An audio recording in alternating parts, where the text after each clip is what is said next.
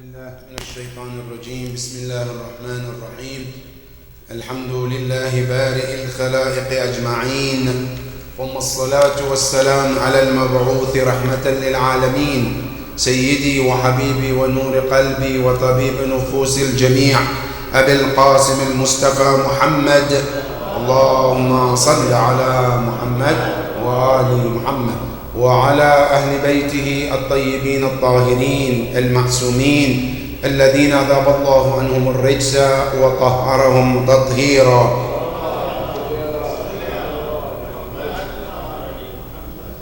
أما بعد، فقد قال الإمام علي بن موسى الرضا عليه وعلى آبائه التحية والسلام والإكرام أنه قال عن أبي عن جدي وعن جدي وعن جدي وعن رسول الله أنه قال: من قال لا إله إلا الله مخلصا دخل في حصني، ومن دخل حصني أمن من عذابي. وصدق الإمام عليه السلام. عباد الله، أوصيكم ونفسي بتقوى الله.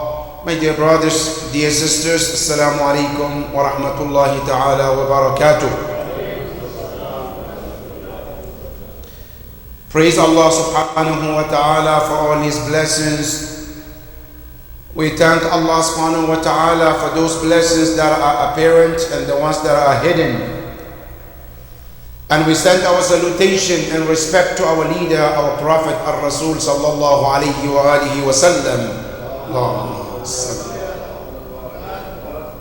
Peace and blessing of Allah be upon him, and may the peace and blessing of Allah be upon his household, the chosen ones, Ahlul Bayt alayhimus salam. And we pray to Allah subhanahu wa ta'ala to count us among the true followers of Ahlul Bayt alayhimus salam. Ibad Allah, another one week or another day we have been given to remind one another about taqwa Allah subhanahu wa ta'ala. Let it be known to each and every one of us that in this life and the hereafter, the only thing that matters is taqwa Allah. Everything in this world is temporary. Everything we own, we have, we pursue is all things that we are going to live it here, whether we want it or not. And more importantly, the most of what we all proud of and we're looking for and killing ourselves for is money and children.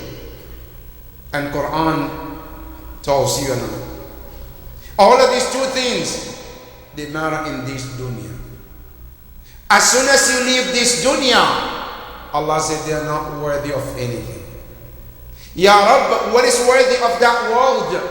يَوْمَ لَا يَنْفَعُ مَالٌ وَلَا بَنُونَ إِلَّا مَنْ أَتَى اللَّهَ بِقَلْبٍ سَلِيمٍ. Allah said the only thing that's worth it, from the day we depart from this universe, the only thing that is worth it is taqwa Allah.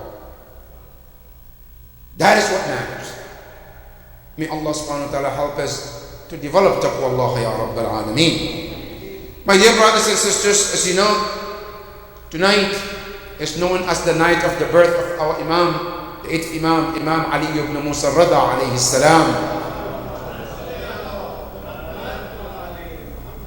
And what is better than to learn from the ocean of this great Imam, whose birthday is tonight.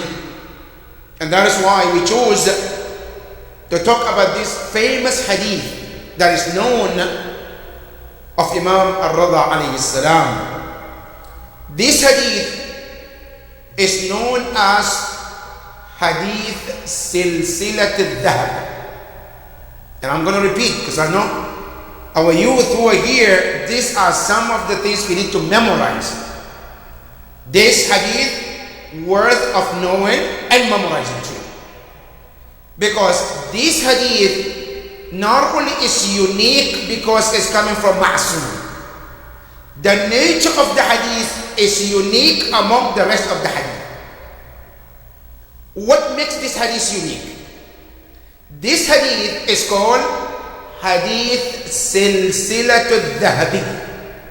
Meaning, the hadith which the chain of narrators are golden individuals. Why? Now let me take you to what we call ilm al-diraya. Ilm al-diraya, the science of hadith or the science of tradition.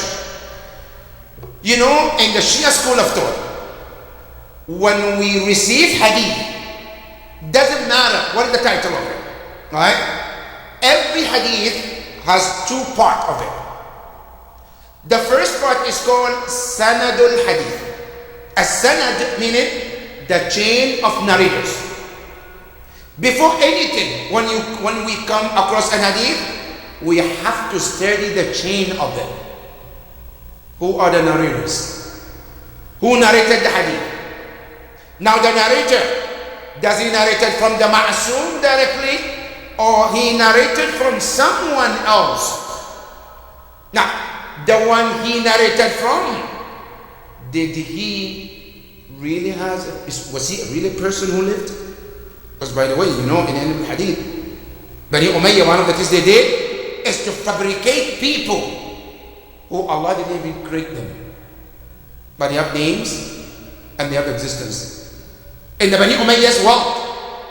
Now one example of those people, a man today you hear the enemies of Ahlul Bayt, they say Shia are founder of, the Shia were founded by a man called Abdullah bin Salam. It's a book written that the origin of the Shia school of thought is from a man called Abdullah bin Salam. Now one question, who is Abdullah bin Salam? Where was he born? Which time did he live? Who was his father? Who did he live with? What was his story?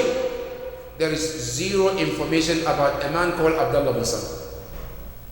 Finally, the research came to prove that Abdullah bin Saba insanun mukhtalaq. As a man who was made up. Never Allah on a green earth anywhere created a man named Abdullah bin Saba. But the man has a name in the book. So, the reason why is when hadith comes, we have to check the narrators. Who is he? Did he live? Who is his parent? What is his story? Now, if by any chance we found the narrators, they're all good. Now the first part is done.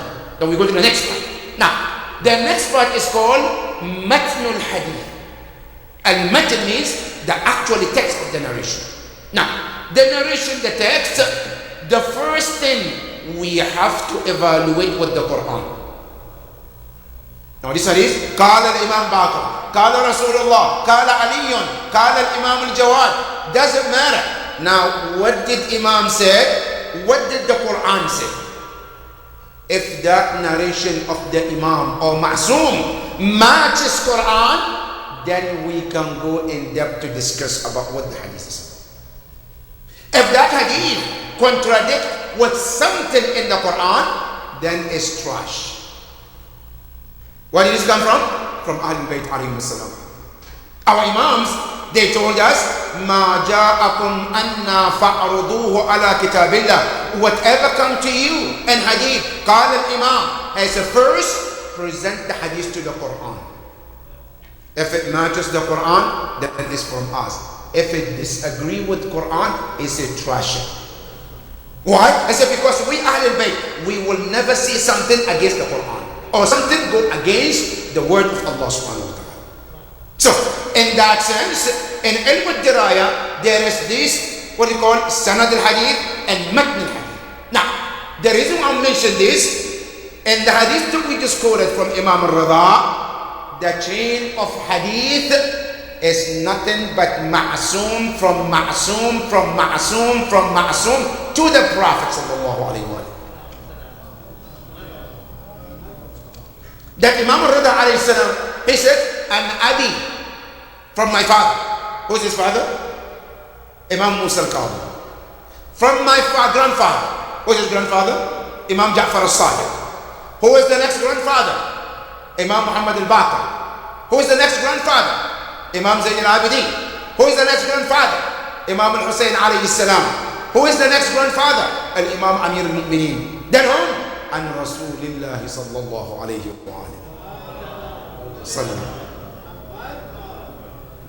This chain of narrators is never unheard of. To find narration which is from Ma'soom and Ma'soom and Ma'soom and Ma'soom and to Rasulullah is never unheard of. And that is why the hadith is called Hadith Silsila Dhahabiyya, which means the golden chain of narrators. No one of these narrators can be disputed. That is the narration. Now, so this hadith is very important because the narration comes at the time of Imam Ar-Rida alayhi salam, when Ma'mun al-Abbasi la'natullahi ta'ala alayh forced Imam to leave Medina and come to him. Now what happened? Al-Imam alayhi salam was living comfortable in Medina, but he was forced to leave and come to Ma'mun. And amazing and the very sad, the route they took Imam to go and meet with Ma'mun al-Abbasi was unbelievable. Now if you look at according to the narrations, they said the first place from Medina they took Imam to Basra. Then from Basra they took Imam to a place called Khurramshah. Then from Khurramshah they took Imam to another city called Ahwaz. Most of these cities still exist. Then from Ahwaz they took Imam to a city called Ray. Then from Ray they took Imam to another city called Nishabur. And from Nishabur they took Imam to Ardatus. Now what happened? As Imam was taken from this route, every city Imam reaches, people get to know about Imam, they start to talk to Imam. But for one reason, Imam didn't want to talk. Apparently, Allahu A'lam, maybe many people, Imam thought they were munafiqun, didn't want to say anything for one reason or another. Until Imam reached to a city where the people, Nishabur, where people started to say to Imam, can you say something? Say something, something. Imam declined, said, no, I don't want to say it. They insisted, can you just say something? We just want to hear something from you. Then Imam Ar-Rida alayhi salam quoted this hadith which is called Hadith Silsilat Dhahabiyya. But he started and said, An Abi, meaning I, Imam Ar-Rida, the 8th Imam, I'm quoting from my father, the 7th Imam, Musa al-Kawhi.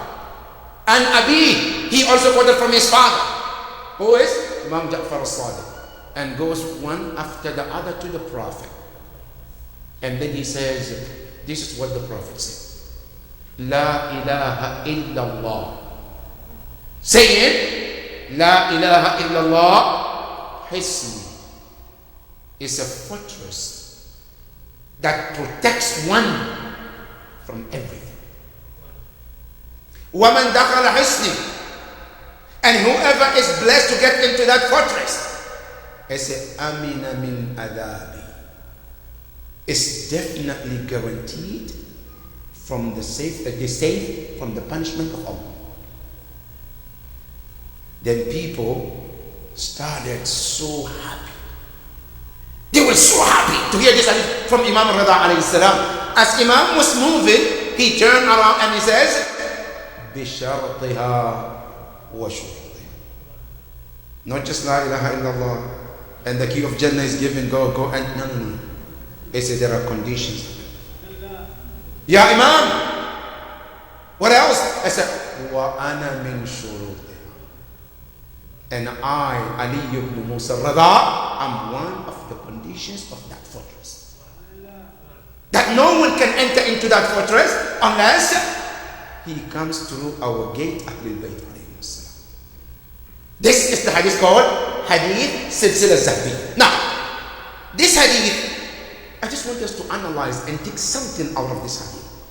By the way, just to be straight to the point, the word of Imam, the sayings of Imam cannot be explained by somebody like me. Why? Kalamul Imam, Imamul Kalam. The word of Imam that comes out of their mouth is the Imam of every word comes from anyone. And that is the notion of the Imam's word. To this word of Imam, nobody can be able to explain what these sentences deserve except Ma'soom, like another Ma'soom. However, we're going to do our best by them. Now, as you look at this sentence, the sentence started from Imam Rida alayhi salam, Man qala la ilaha illallah. That word, whoever said la ilaha illallah. Now this word la ilaha illallah is one of the most powerful sentences you can ever see.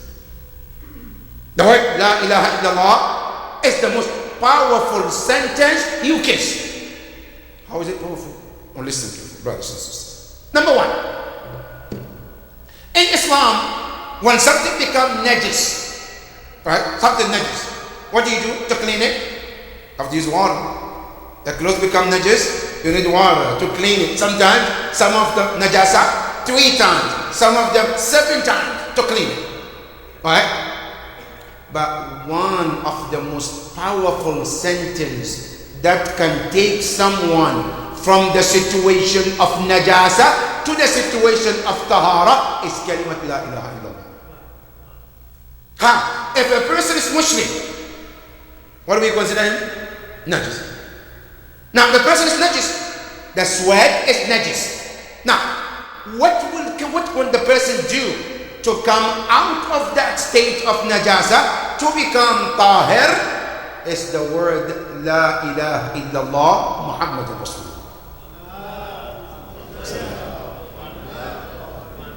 That is the power of the word la ilaha illallah. That's number one. Number two, Al-Imam says, Imam Zayn al-Abidin, he says, the most powerful sentence is the sentence which makes you kafir and then turn you to make you a Muslim. One sentence. If you say half of it, you are kafir Muslim. If you continue, the same sentence make you a mu'min muwahid. If you say la ilaha, what does it make you? A mushrik, kafir. If you say illallah, what does it make you? Muwahid. That's what I say, kalimatun awwaluhu kufr wa akhiruhu tawheed. One sentence, the beginning of it is what? Disbelief. Because the word la ilaha, that la ilaha is called la an-nafiyah. In Arabic we have la an-nafiyah, we have la an-nahiyah. But la an-nafiyah here is la an-nafiyah lil jins, which means when it says la ilaha, al-ilah in Arabic means ma'bud. In Arabic we say ilah ay shay'un yu'bad, something deserves to be worshipped. That's called ilah. When you say la ilaha, meaning nothing, whether human, whether jinn, whether animal, whether rock, whether stone, nothing worthy of worship at all. That's what it means. La ilaha. That's it. Illa, except Allah.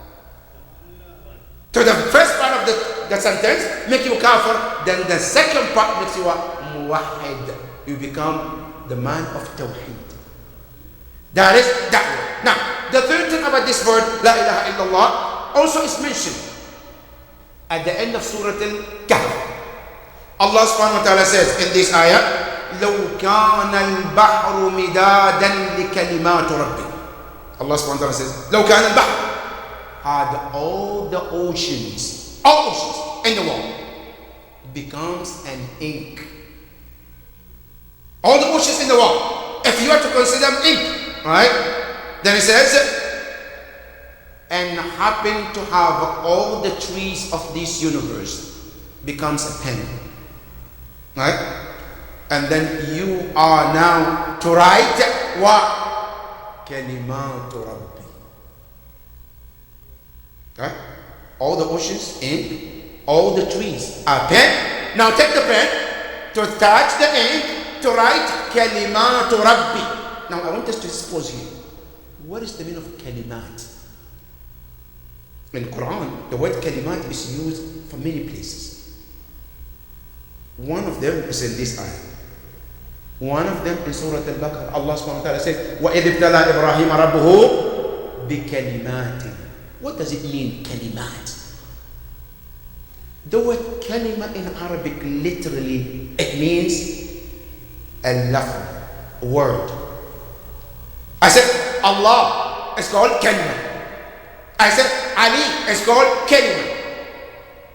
Now, in Quran, the word kalima, they said it means al-lafdhu ad-dal ala al-ma'na. A word that is a word that means something. I said sajjad is a word meaning what? Prayer. I said al-kitab, kalima, meaning something. But in Quran, the word kalima is different. What does it mean, kalima, in Quran? Al-kalima, they said, kullu makhluqin.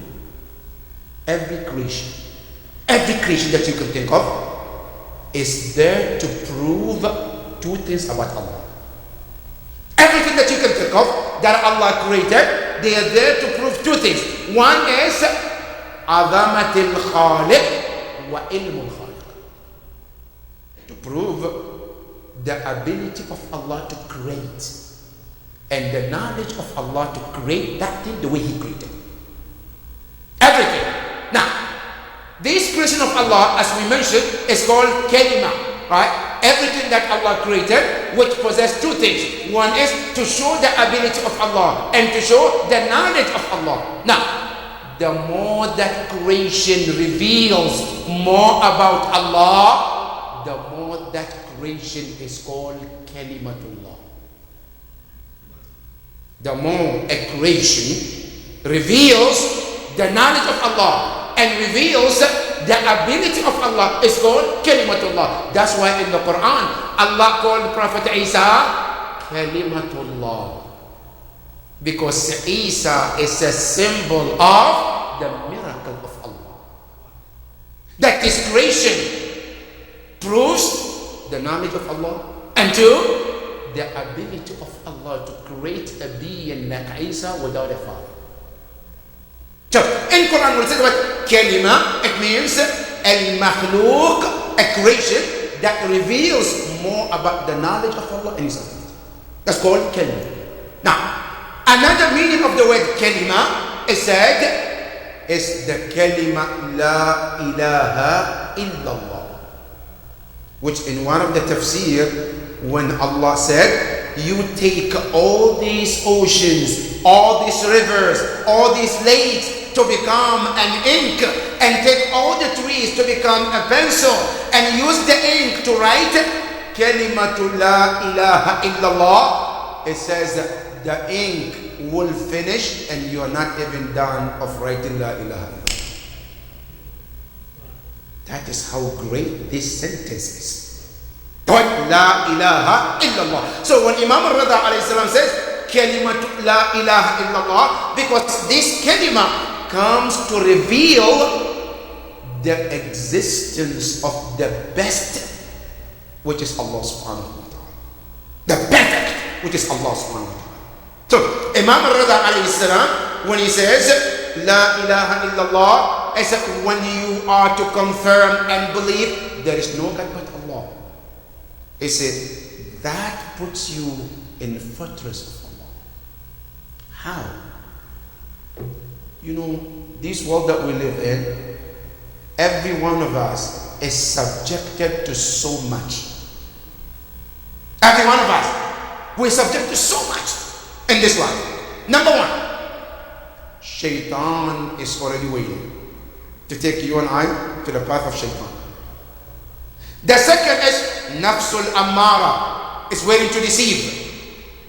Not only that, Hubbud Dunya is ready to take you. Many and many things to deceive or divert you from Allah subhanahu wa ta'ala. But the moment you say Ashhadu an la ilaha illallah, you become secured and protected from all this evil act. And that's why Imam said, La ilaha illallah hisni. When you say La ilaha illallah, you are automatically entering what? Under the shield of Allah subhanahu wa ta'ala. So all of this, the desire of your soul, nafsul ammara, the shayateen are out there, they cannot come closer to you. You know what? Because from day one, Allah told Shaitan, when Shaitan said to Allah subhanahu wa ta'ala, لَأَغْوِيَنَّهُمْ, I will misguide them, وَلَأُمَنِّيَنَّهُمْ, and I will make them to desire so many things. Allah said to him, إِنَّ إِبَادِي لَيْسَ لَكَ عَلَيْهِمْ سُلْطَانٌ. My servant, you have no control of them. Why?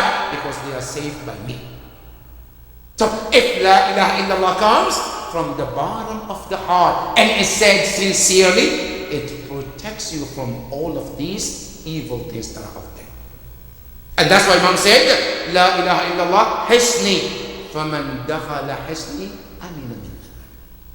And whoever is blessed to get into it is saved from my punishment. Now, the first thing here, our scholars, as they define, they said, when Imam says, بِشَرْطِهَا وَشُرُوطِهَا, what does it mean? Shart in Arabic means condition. Shurutha meaning conditions. Meaning what?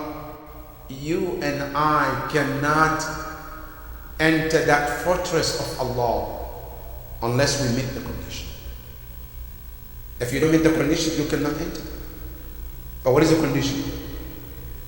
Now, Imam tells you and I, one of the conditions of getting in the fortress of Allah is al-iman bi-wilayat Ali wa ahli bayt.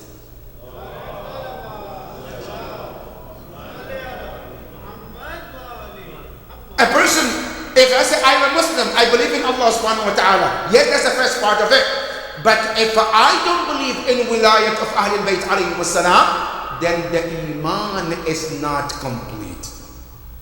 And this, somebody might think this from the Shia. No. If you check the tafsir of Zamakhshari, in the Surah Ash-Shura, and then the ayah where he says, قُلْ أَسْأَلُكُمْ عَلَيْهِ أَجْرًا إِلَّا الْمَوَدَّةَ فِي الْقُرْبَى. In that tafsir, as Zamakhshari, he mentioned, على ومن مات على حب آل محمد مات مستكمل الإيمان. Whoever dies believing and loving Ahlul Bayt, then he died on complete Iman. Now there is something in Usul al-Fiqh, it's a discussion called Mafhum al-Muwafiq and Mafhum al-Mukhalaf. What does it mean? When he says who dies on the love of Ahlul Bayt, he dies on complete Iman. Meaning, if a person dies without believing in Ahlul Bayt alayhi salam, his Iman is incomplete. Because the wilayah of Ahlul Bayt makes things complete. Now, Ahlul Bayt, Allah tells us in Surah, in Quran, Yawm al-Ghadir, what made Islam complete? اليوم أكملت لكم دينكم وأتممت عليكم نعمتي. Which made this religion complete on the day of Ghadir? Nothing but the wilayah of Ali and Amir al-Mu'mineen sallallahu alaihi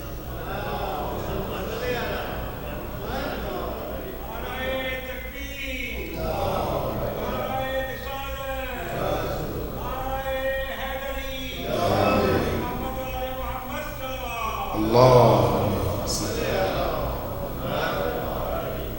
That is number one. Number two, of the shurut of this, what Imam said, is to understand that in Islam, al-Iman only is not enough. Al-Iman is not enough. You have to need also what you call al-Amal as-Salih. Now every person, as you read Quran, Allah says, الَّذِينَ آمَنُوا وَعَمِلُوا الصَّالِحَاتِ. If you only do the Iman without Amal Salah, there's no guarantee for Jannah for you. For you and I to be guaranteed of Jannah and Iman with Amal Salah. But what is the top of the list of Amal Salah? On the top of the list of Amal Salah is to believe and follow and love Ahlul Bayt alayhi salam. The love and obedience of Ahlul Bayt alayhi salam is the top of the A'mal al-Salihah. So Imam said, if you believe in Allah subhanahu wa ta'ala and you pray, but you fail to have the mawaddah and obedience of Ahlul Bayt alayhi salam, then still you are not doing the Amal al-Salih. You can even pray and fast and go to Hajj without the wilayah of Ahlul Bayt, still the Amal al-Salih is incomplete. Al-Amal al-Salih, what it needed is the hubb and wilayah of Ahlul Bayt alayhi salam. And that is one of the shurut of Ahlul Bayt alayhi salam. And this is the message of Imam al-Rida alayhi salam, that if a person wants to go to Jannah, just to believe and act is not enough. It requires the love and obedience of Ahlul Bayt alayhi salam. May the Almighty Allah subhanahu wa ta'ala give us the tawfiq to earn the love of Ahlul Bayt alayhi salam. May the Almighty Allah grant us the obedience of Ahlul Bayt alayhi salam. Bismillah ar-Rahman ar-Rahim. Inna ataynaka al-kawthar fasalli li rabbika wanhar inna shani'aka huwa al-abtar. Sallu ala Muhammad wa ali Muhammad.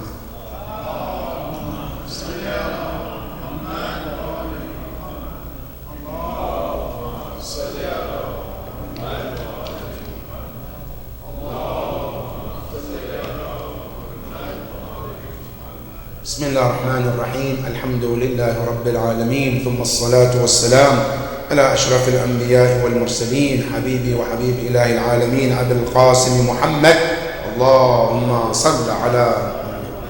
اللهم صل وسلم على فاطمة الزهراء سيدة نساء العالمين. اللهم وصل على علي أمير المؤمنين والحسن بن علي والحسين بن علي سيدي شباب أهل الجنة أجمعين. اللهم صل على أئمة المسلمين علي بن الحسين زين العابدين ومحمد بن علي باقر علم النبيين وجعفر بن محمد الصادق وموسى بن جعفر القاضم وعلي بن موسى الرضا ومحمد بن علي الجواد وعلي بن محمد الهادي والحسن بن علي العسكري والحجة بن الحسن القائم المنتظر المهدي.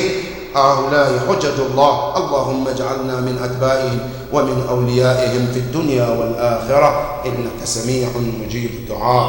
اللهم صل. My dear brothers and sisters, one of the events of this week is the birth anniversary of Imam Ali ibn Musa al-Rida alayhi salam. Allahumma salli ala, who is the eighth light